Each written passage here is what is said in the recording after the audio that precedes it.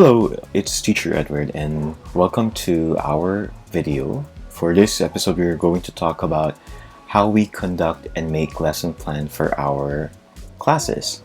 But in this episode, we are particularly talking about coding classes. ICAN offers a lot of classes, but we are going to focus on coding class since this is something that is not usually offered. This video is going to talk about how we prepare our lesson plan, and I'm going to explain to you why we do such things and how it can affect the student itself. So let's begin. The first thing we do is, of course, we have to make a lesson plan, and the lesson plan could be in the form of, let's say, a document or a PDF. But it can also be in a form of a slide, and this is exactly what I'm gonna show you. We're using a presentation. It could be PowerPoint or Google Docs or Canva, and the actual lesson plan can be used to present what you are going to teach your student. And I'm using an actual lesson plan for a coding class.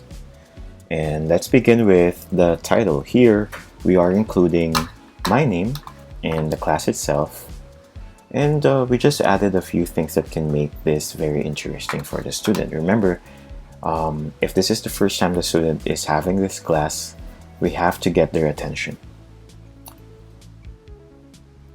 Okay, it is followed by an introduction. If this is the first time, we have to introduce ourselves. We have to introduce, of course, our name and our credentials, like how exactly are we going to be credible for the student. And in this case, I am saying that I graduated in college with a multimedia studies degree, and this degree, I will explain that coding has something to do with it, so to help them understand that I'm the person that they are looking for.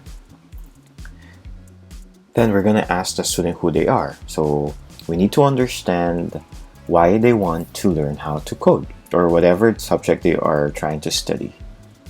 So we're going to ask them their hobbies, who they are, their name, grade, and just for us to know what exactly the reason is for learning coding with you.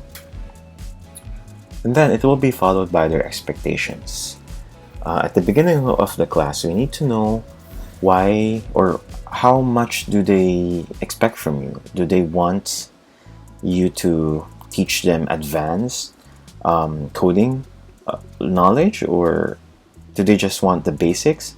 It's important because you have to understand how well you can execute their expectations. So if they, let's say, if they want something that's already advanced and honestly you can't do that, you have to inform the management or the student directly, and so we will not result in problems in the future. Okay, here what I did is I separated the class into hours. The class will last for 2 hours, and so I included what I'm going to teach the student in the first hour. So for the first hour, I will teach the student what is coding, Python coding language, and what we need. Okay, it's important for us to separate it in hours so that we can follow a particular schedule. Because if we will not indicate how long the lessons will be, then it's possible that we can go beyond the hour or the class hours, and it can actually affect the expectations of the student. So in this case, I will teach the student what coding is. Definition is very important for first-time classes, so that they understand what exactly they're doing. After doing the after giving them the definition, I give them the benefits, why it's important for them to learn it, because sometimes it's not the student who actually want to learn, but it's their parents. They want their children to learn something new, and most of the time the students are just forced into doing that. So we explain to them the benefits so that it will encourage them to study. And if the student is interested in your class, you won't have any major problems with it. And then you're gonna introduce to them the range or the things that they can possibly learn. In this case, there are actually a lot of coding languages, but we will focus in one. And the thing is, you don't ask them or you don't make them choose. We are actually choosing ourselves, because it's important that we are familiar with what we are going to teach the students. So if, for example, you're not familiar with PHP and the student wants that, of course it's not possible for you to teach it. And so we have already selected one, and we're going to explain to them why that particular language is very useful for them. Okay, so it's all about communication and guiding the students into what you want them. So it's leading them into what you want them to learn. Okay. And so we're gonna present them a sample, which I prepared already.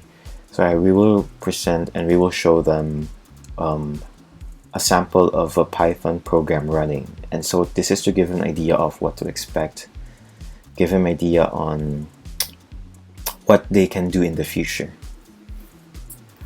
So we will also ask them to download an app, something that they will be using. And then after downloading, we will teach them how to use the app itself. Okay, so this will be part of the first part of the class. Okay, now for the second hour, this is the time that we are actually gonna teach them how to code. So we're gonna start with the basics of coding. So we have syntax.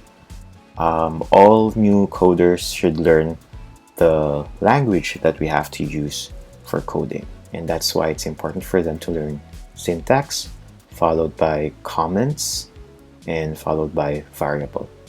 So if we have 15 minutes for 3 of this, then it means we are going to teach them around like 15 minutes for each of it. And I think that should be enough. Okay. So after that, we're gonna ask the student what exactly they learned, like a recap of what they learned. And if you can give them homework, then that's good. But if it's once a week, I advise not to, because it's possible that they're doing it for an extracurricular activity only. And then you ask them if there's anything else that they need they need to learn. And that's it. You set expectations. You will prepare another lesson plan for the next week. And that's it. So if you have any questions in making such lesson plans, feel free to ask us. And thank you so much for joining me, and have a wonderful day.